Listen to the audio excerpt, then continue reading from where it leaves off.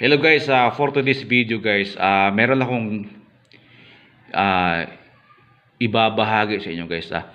Sa mga piso unit kasi guys, karaniwang problema dyan, hard disk. Pag nasira yung hard disk, lalong-lalo na pag medyo inaalog-alog yung mesa or saan nakalagay yung system unit. Ang iba kasi dyan, pag hindi na gumagana yung computer, una-una problema dyan, hard disk. Guys, meron akong hard disk na nabili sa Shopee, 850. So guys, ito pwede kayong mag-request na anong games yung ipa-download nyo at saka operating system. Plug and play na siya guys. Pag nasaksak sa computer, ang gagawin nyo lang, ganito lang.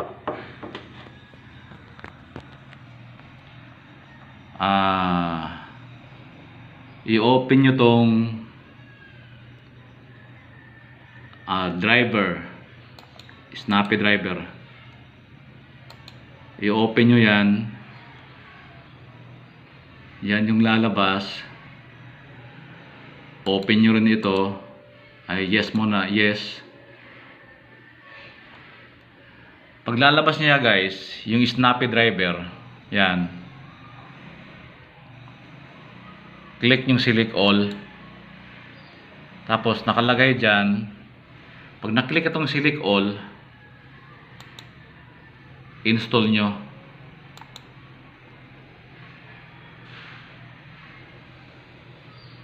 Okay yun lang, allow access. Ayan, hintayin nyo lang guys na ma-install lahat yung mga drivers.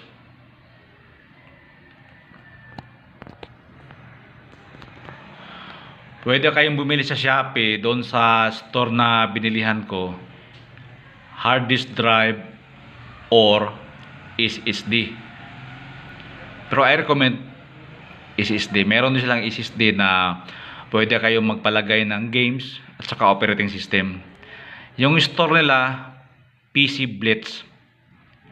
I-type lang sa Shopee yung HDD with games and OS. Lalabas na yung mga store doon na nagbebenta ng hard disk or SSD na may kasamang games. Pwede kayong mag-request ng games kung anong gusto nyo. Tandaan nyo lang, yung store na binilihan ko, PC Blitz sa Shopee. Pwede kayo doon pag nasira yung computer nyo, una-unang problema dyan, hard disk. Lalong-lalo na pag nag-blue screen. Ayan guys, so installing na yung mga graphics ng mga drivers niya. Yan. Antayin nyo lang guys na ma-install lahat ng drivers. Tapos pag na-install lahat yan, nakalagay dito sa monitor installed completed.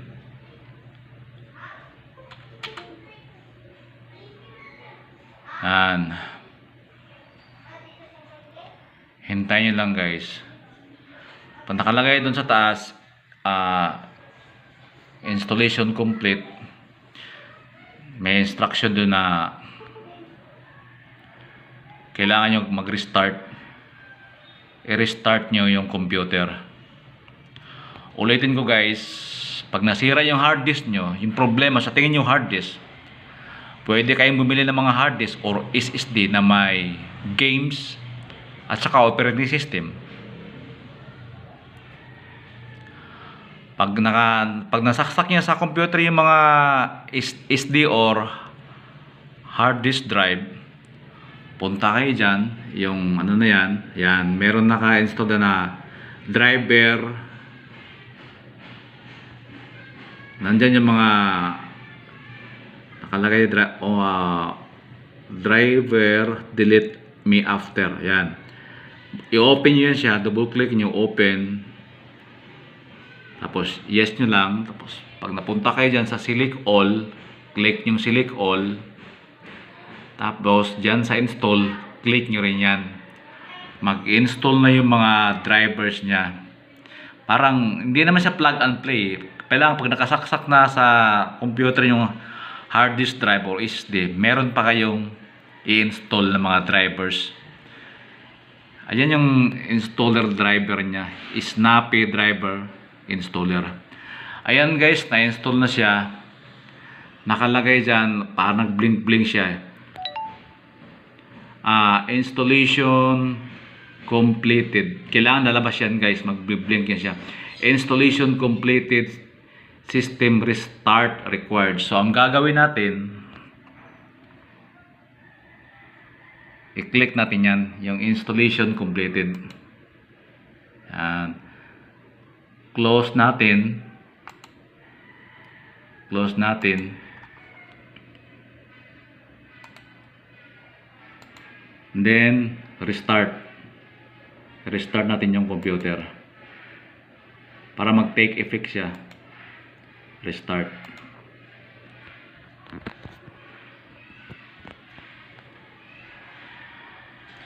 Guys, pagkatapos mag-restart guys, pwede siyang gamitin no, sa mga games, YouTube, Facebook. Pwede na siya. Guys, yun lang siguro guys no. Kung meron kayong natutunan sa aking video, please paki-like, subscribe sa aking YouTube channel. Yan, nag-boot up na siya. Guys, maraming salamat. Thank you and please subscribe sa aking YouTube channel. Thank you and God bless you all.